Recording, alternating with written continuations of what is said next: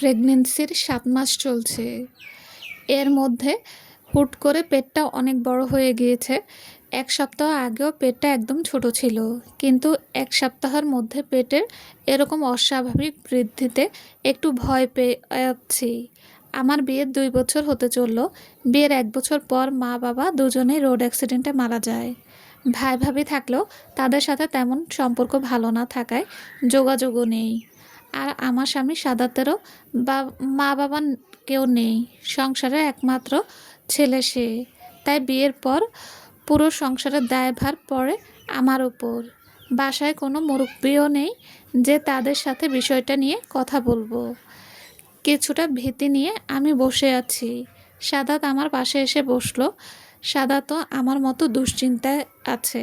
কারণ ৭ দিনে আমার পেটটা প্রায় দ্বিগুণ বড় হয়ে গেছে। প্রেগনেন্সিতে পেট বড় হবে এটা স্বাভাবিক। কিন্তু হুট করে ৭ দিনে পেটটা দ্বিগুণ হয়ে যাওয়াটা দুজনকেই ভাবিয়ে তুলল। সে সাথে দুজনের দুশ্চিন্তার মাত্রাটাও বেড়ে গেল। দুশ্চিন্তায় থাকলেও সেদিন কেউ কাউকে কোনো কিছু না বলে ঘুমিয়ে গেলাম। পরদিন সকালে উঠে খেয়াল করলাম সাদাত নাস্তা বানিয়ে অফিসে যাওয়ার জন্য তৈরি হচ্ছে। আমাকে ঘুমিয়ে থাকতে দেখে সাদাত আমায় না ডেকে নিজেই নাস্তা বানিয়ে ফেলেছে।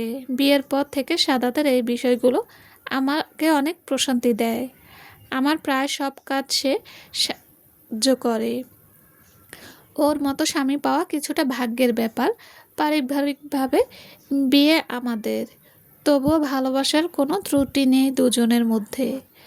আমাকে ঘুম থেকে উঠতে দেখে সাদাত আমার পাশে এসে বসলো। সাদাত পাশে এসে বসতেই আমি উঠতে নিলাম। উঠতে গিয়ে লক্ষ্য করলাম আমার বেশ কষ্ট হচ্ছে। পেটটা আগের চেয়েও ভারী মনে হচ্ছে। নড়তে চড়তে অনেক অসুবিধা হচ্ছে। সাদাত আমাকে উঠতে কষ্ট হচ্ছে দেখে ধরে উঠে বসালো। আমি বসার পর লক্ষ্য করলাম আমার মেক্সিটা বেশ আঁটসাঁট হয়ে গেছে। গতকাল রাতেও মেক্সিটা অনেক ঢিলাঢালা ছিল। অথচ পেটটা এতই বড় হয়েছে যে আমার মেক্সিটা পুরো টাইট হয়ে গেছে। নিজের পেটের দিকে তাকিয়ে বারবার আটকে উঠছিলাম। ভাবছিলাম এটা কি করে সম্ভব। একদিনে পেটের এমন অস্বাভাবিক বৃদ্ধিতে রীতিমতো আমি ভয় পেয়ে গেলাম। সাদাত নিজেও আমার পেটের এমন বৃদ্ধিতে বিচলিত হয়ে গেছে, সেটা তার মুখ দেখেই বোঝা যাচ্ছে। আমি সাদাতের দিকে তাকাতেই সে তার মুখের সমস্ত ভয় লুকিয়ে আমার দিকে তাকিয়ে বলল, কি হয়েছে তোমার? এভাবে চুপচাপ বসে আছো যে? সাদাত, পেটটা এভাবে এত বড় হলো কি করে? গতকাল রাতে একটা ঢিলা মেক্সি পরেছিলাম, আর আজকে সকালে পেটটা এত বড় হয়ে গেছে। আমার মেক্সিটাও টাইট হয়ে গেছে। সাদাত আমার কথার জবাব কে দেবে বুঝতে পারছে না। তবে এই মুহূর্তে আমি যে দুশ্চিন্তা না করি তাই আমাকে ভরসা দিয়ে বলল, আরে বোকা, প্রেগনেন্সিতে পেট বড় হবে এটাই তো স্বাভাবিক। পেট বড় না হওয়ারটাই তো বরং অস্বাভাবিক।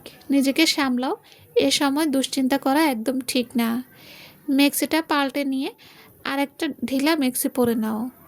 পেট বড় হওয়াটা স্বাভাবিক আমি জানি, তবে আমার পেটটা তো হুট করে এত বড় হয়েছে। আর আমার পেট দেখে রীতিমতো যে কেউ ভয় পাবে। এমন তো না যে আমার 2টো বাচ্চা হবে তাই পেট এত বড় হয়েছে। আমার তো বাচ্চা হবে একটা। আস্তে ধীরে পেট বড় হলে একদম চিন্তা হতো না। তবে হুট করে পেট বড় হওয়ার চিন্তা হচ্ছে বেশি। এমন কেন হচ্ছে? তার ওপর পেটটা অনেক ভারী লাগছে। মনে হয় 7-8 কেজি বহন করছি। মারাত্মক কষ্ট হয় এই পেট নিয়ে নড়চড়তে। এর 7 দিনে আমি হাঁপিয়ে উঠেছি। মারিয়া, চিন্তা কেন করছো? একটু স্বাভাবিক হও। আমি আজকে সকালে উঠেই তোমার অবস্থা দেখে ডাক্তারের সিরিয়াল দিয়েছি। সন্ধ্যায় ডাক্তারের কাছে নিয়ে যাব। ডাক্তার সুপরামর্শ দিলে সব ঠিক হয়ে যাবে। এখন এসব চিন্তা রেখে খাও তো। ওহ, তোমাদের তো আমার নামটাই বলা হলো না। আমার নাম মারিয়া। পুরো নাম মারিয়া রশিদ নিধি। কথাটা বলে সাদাত টেবিলে রাখা রুটিটা ছেড়ে আমার মুখে পুরে দিল। আমিও ডাক্তারের কথা শুনে মনটা শান্ত করে খেতে লাগলাম। সাদা তো আমাকে খাওয়ার ফাঁকে ফাঁকে নিজে খেয়ে নিচ্ছে। খাওয়া শেষে সাদাত অফিসে যাওয়ার জন্য ব্যস্ত হয়ে পড়ল। হাতে ঘড়ি পড়ে পকেটের ওয়ালেটটা ঢুকাতে বলল, তোমার এই অবস্থা নিয়ে দুপুরে রান্না করতে হবে না, আমি বাইরে থেকে খাবার অর্ডার করে দেব। আর আমি যদি অফিসের কাজে ব্যস্ত হয়ে পড়ি, তাহলে আমার আশায় বসে না থেকে তুমি নিজের খাবার অর্ডার করে নিও, কেমন? আমি সাদাতের দিকে অসহায় চোখে তাকিয়ে বললাম, আজকে না গেলে হয় না? সাদাত আমার পাশে বসে বলল, যেতে তো আমার ইচ্ছে করছে না, তবে আজকে একটা মিটিং আছে, না গেলে সমস্যা হবে অনেক। তুমি চিন্তা করো না, আমি সময় মতো এসে তোমাকে ডাক্তারের কাছে নিয়ে যাব। কথাটা বলেই কপালে একটা চুমু এঁকে সাদাত অফিসের দিকে রওনা দিল।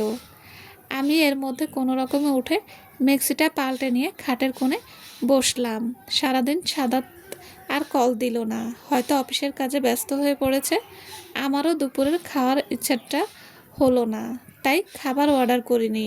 খাটের কোণে বসে দুটো বিস্কিট খেয়ে পানি খেয়ে নিলাম। তারপর খাটে হেলান দিয়ে চোখ বন্ধ করলাম।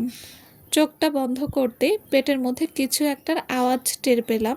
চোখ খুলে লক্ষ্য করলাম আমার পেটটা আরও একটু ফুলে উঠেছে, আর কিসের জন্য একটা শব্দ বের হচ্ছে। আমি এবার রীতিমতো ঘামতে লাগলাম। টেবিলে রাখা ঘড়িটা তাকিয়ে দেখলাম 5টা বাজে। সন্ধে হতে আরও কিছুক্ষণ বাকি। পেটের এই অবস্থা দেখে উঠে বসে দাঁড়াতে চেষ্টা করলেও পারলাম না। পেটটা এত ভারী হয়েছে যে মনে হচ্ছে শরীরের ওজনের চেয়ে পেটের ওজন বেশি। হাত পা এবার কাঁপতে লাগলো। মোবাইলটা খাটের মাঝখানে। সাদাত আসবে সন্ধ্যায়, তবে সাদাতকে বিষয়টা বলে তৎক্ষণাৎ ডাক্তারের কাছে যাওয়া উচিত। কিন্তু পেটটা নিয়ে আমি নড়তে পারছিলাম না। খাটের উপর থেকে যে পাশে ফিরে মোবাইলটা নেব সে শক্তিও পাচ্ছিলাম না। সারাদিন শরীর হিম হয়ে যেতে লাগলো। পেটের বাবুটাও অস্বাভাবিকভাবে নড়তে লাগলো। এত জোরে জোরে লাথি দিচ্ছিল যে আমার ব্যথাটা বেড়ে যাচ্ছিল। আমি কি করব কিছুই বুঝতে পারছিলাম না। নিজেকে বড্ড অসহায় লাগছিল।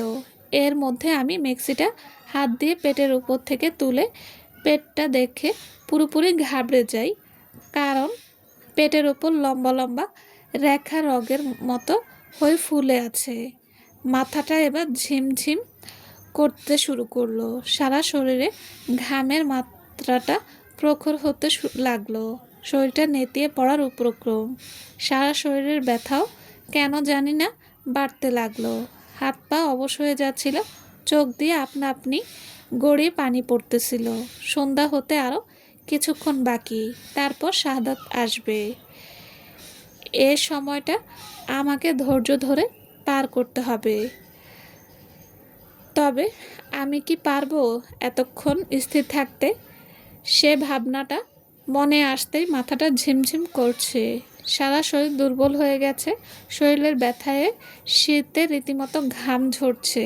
এর মধ্যে ফোনটা বেজে উঠল। আমি মাথাটা ঘুরিয়ে লক্ষ্য করলাম সাদাত কল দিয়েছে। তার উপর কলিং বেলও বাজছে। এদিকে ব্যথার তাড়নায় কলিং বেল বেজেই উঠেছে, সেদিকে হয়তো আমার হুঁশ ছিল না। সাদাতের কলটা পাশ ফিরে বা হাতে বাড়িয়ে বিছানার মাঝখান থেকে ফোনটা এনে যে ধরবো সে শক্তিও পাচ্ছি না। মাথার উপর ফ্যানটা স্থির হয়ে আছে। পেটের ভেতর থেকে অদ্ভুত আওয়াজ আসছে। সরু রেখাগুলো চলমান হয়ে ঘুরছিল। এবার শরীরটা বেশ ক্লান্ত হয়ে নেতিয়ে পড়ল। চোখটা আপনা আপনি বুজে এলো। এর মধ্যে মুখে হালকা শীতল পরশ অনুভব করলাম। চোখটা খুলে দেখলাম একটা সুন্দরী মেয়ে পাশে বসে আছে। বয়স আনুমানিক 15-16 হবে। চুলগুলো অগোছালো, কোকড়া। চোখের লেন্সগুলো কিছুটা বাদামি মনে হচ্ছে, আবার কিছুটা নীল। মেয়েটা আমার দিকে তাকিয়ে হাসছে। হুট করে মেয়েটার জিভ থেকে কিছু একটা সরু হয়ে আমার কপালে এসে স্পর্শ করলো। সাথে সাথে আমার চোখ বন্ধ হয়ে গেল। এর মধ্যে কানে একটা আওয়াজ আসতে লাগলো। আওয়াজটা খেয়াল করে দেখলাম সাদাতের। মুখে অজস্র পানির ঝাপটা পড়তে লাগলো। আমার শরীরটা বেশ হালকা হয়ে গেল, আরাম লাগছে অনেকটা।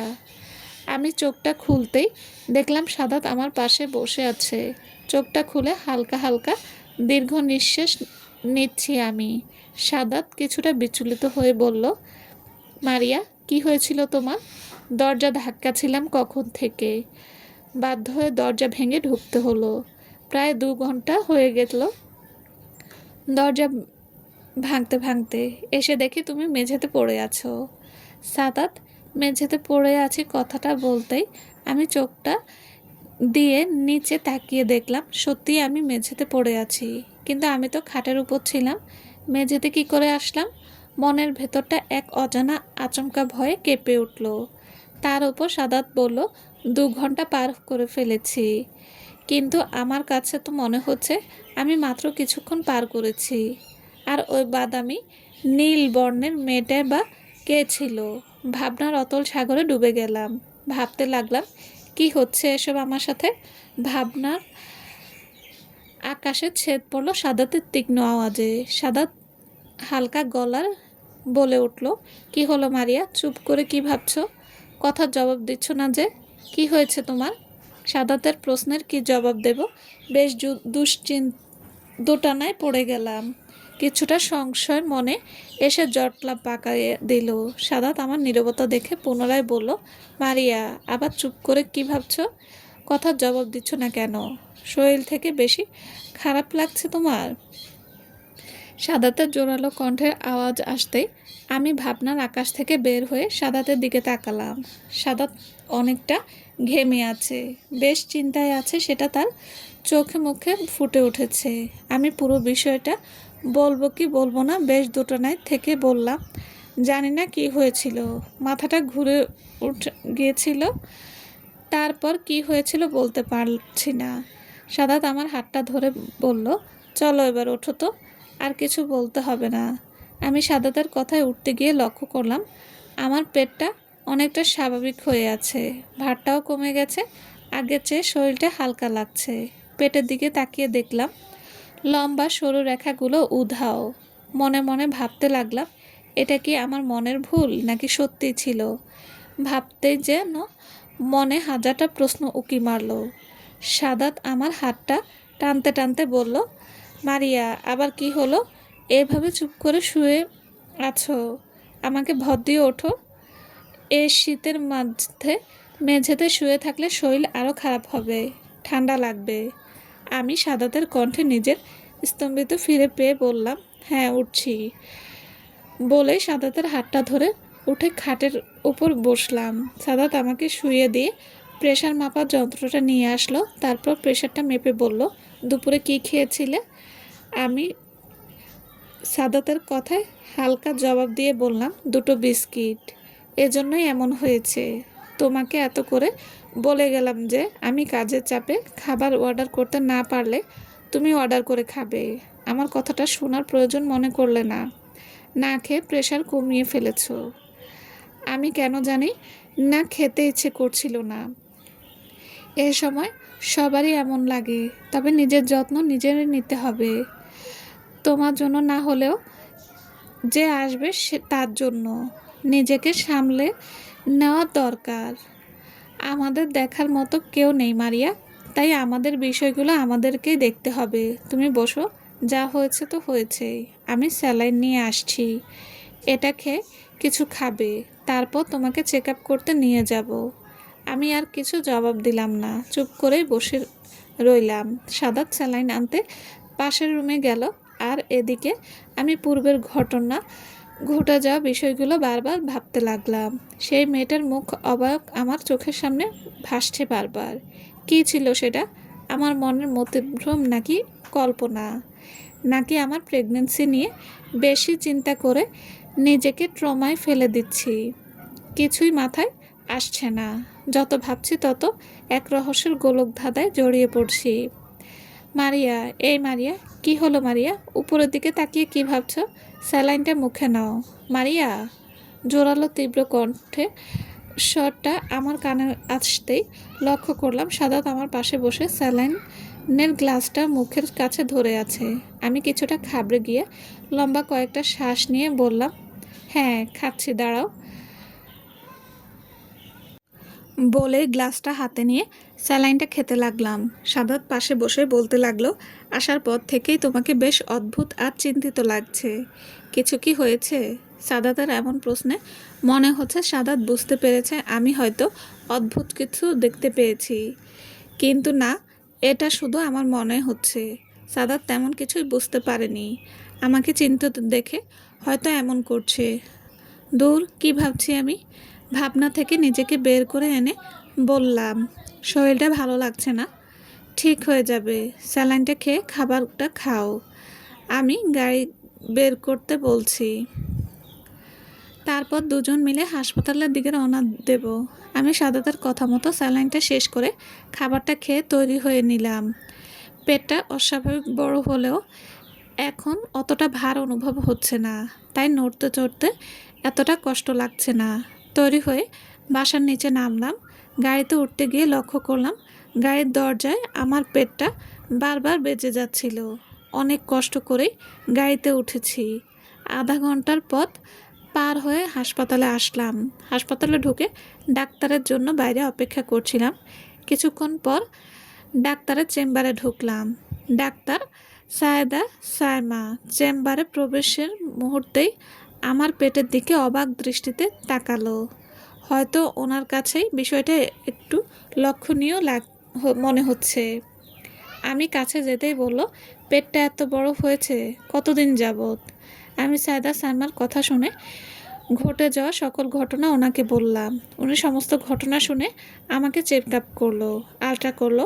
আলট্রা করার পর একটু স্বস্তি পেলে বলল, বিষয়টা অবিশ্বাস্য হলেও সত্যি যে আপনার বাচ্চার পজিশন এত কিছুর পরও সব ঠিক আছে। তবে একটা বিষয় আমাকে একটু ভাবিয়ে তুলছে। আমি কিছুটা বিচলিত হয়ে গেলাম ওনার শেষের কথা শুনে। অনেকটা অস্থির হয়ে বললাম, কেন, কি হয়েছে ম্যাম? উনি কিছুটা নত সুরে বলে, চলবে। আসসালামু আলাইকুম। গল্পটা কেমন লেগেছে প্লিজ জানাবেন, আর অবশ্যই লাইক কমেন্ট করবেন। আর যারা এখন আমার চ্যানেলটা সাবস্ক্রাইব করেননি তাদের বলছি, প্লিজ চ্যানেলটা সাবস্ক্রাইব করে দিয়ে সাথে থাকবেন। সবাই ভালো থাকবেন। আল্লাহ হাফেজ।